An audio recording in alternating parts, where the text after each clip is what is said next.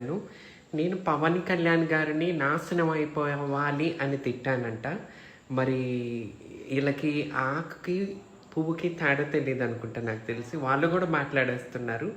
Actually నేను ఆ video అది ఎడిట్ చేసి ఎవరో అట్లా పెట్టారు. బట్ నేను మొత్తం చెప్పింది వేరు. ఎంతోమంది జనసేన కార్యకర్తలు, జనసేన పార్టీ కోసం పనిచేసిన వాళ్ళు టికెట్లు వస్తాయని ఎదురు చూసి టికెట్లు వాళ్ళకి రాక వాళ్ళ ఆస్తులు అమ్ముకుని పనిచేశారు. వాళ్ళు నాశనం అయిపోయారు అని చెప్పాను. బట్ అది ఎడిట్ కట్టింగ్ చేసి ముందు చెప్పింది వదిలేసి నాశనం అయిపోయాను అని నేను పవన్ కళ్యాణ్ గారిని తిట్టలేదు.